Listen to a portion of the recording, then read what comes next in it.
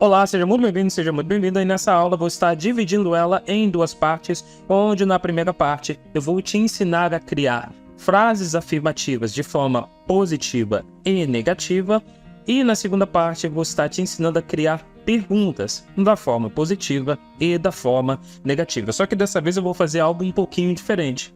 As frases que eu vou estar usando durante a aula vão ser tiradas do livro Hábitos Atômicos. Ele é um livro que te ensina a criar hábitos saudáveis. E se você quiser conhecer ele, eu vou deixar aqui o link na descrição do vídeo para você poder dar uma olhada depois. Tá certo? Com base nisso, nós vamos então para a nossa definição do past continuous, ou passado contínuo, que é o seguinte: é aquilo que ocorreu no passado e teve uma continuidade. Exemplo no português: eu estava bebendo, ela estava comendo, nós estávamos dirigindo, eles estavam dormindo, e assim sucessivamente. Só que a gente vai ver isso no inglês, onde vai obedecer uma estrutura de 3 partes. Primeira parte é o pronome, segunda parte é o verbo to be do passado, e aí a gente vai ter 2 maneiras de a gente dizer isso, e qualquer verbo com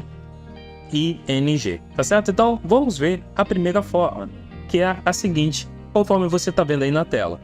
Nós temos os pronomes I, he, she, it, o verbo to be no passado, que é o was, então é a primeira forma, e qualquer verbo com ing. Agora vamos pegar a frase que está no livro, que é a seguinte: She was now working with adults. She was now working with adults. Ela estava agora trabalhando com adultos. Para o nosso estudo, vamos desconsiderar a palavra now ali e deixar só o restante. She was working with adults. Ela estava trabalhando com adultos. Como você pode perceber, nós temos a estrutura de 3 partes. She é o pronome, was é o verbo to be no passado, e working é o verbo com ing. Então, essa é a estrutura, simples assim. Caso eu queira falar da forma negativa, eu vou acrescentar a palavra not. E onde que eu vou acrescentar ela? Depois do was. Conforme você vê ali, ó. She was not working with adults. Ela não estava trabalhando com adultos. Bem simples. Eu também tenho a opção de juntar a palavra was com a palavra not e abreviar e formar a seguinte palavra: She wasn't working with adults. Então, eu posso falar tanto da forma separada quanto da forma abreviada, tá certo? E agora nós vamos aprender a fazer a pergunta. A pergunta vai seguir a estrutura de 3 partes, no entanto, eu vou trocar somente 2 elementos de posição, que são eles: Was she working with adults? E aí eu vou estar fazendo a pergunta, né? Ela estava trabalhando com adultos? Was she working with adults? Agora, o was, ele vem para frente da frase. E aí, eu faço a pergunta: Was she working with adults? Caso eu queira falar da forma negativa, mais uma vez, eu vou acrescentar a palavra not. Aonde que eu vou acrescentar ela? Depois do she. Olha lá. Was she not working with adults? Ela não estava trabalhando com adultos? Caso eu queira falar da forma abreviada, ou seja, eu vou juntar a palavra was com a palavra not e formar a seguinte frase: Wasn't she working with adults? Simples assim. E essa forma que nós vimos aqui, ela vai funcionar tanto para I, quanto para he, quanto para it. E aí você forma qualquer frase, centenas de frases, usando essa estrutura. Então vemos ali a forma was. Vamos agora ver a forma were. Were você vai usar para you, que é você ou vocês, we, nós, they, eles e elas. E aí você vai colocar a palavra were e qualquer verbo com ing. Então, vamos à frase. Our ancient ancestors were roaming the savannah. Our ancient ancestors were roaming the savannah. Nossos antigos ancestrais estavam vagando na savana. Sidney, mas eu não estou vendo nenhum dos pronomes que você falou agora. Então, quando você vê esse tipo de frase, você tem que fazer a seguinte pergunta.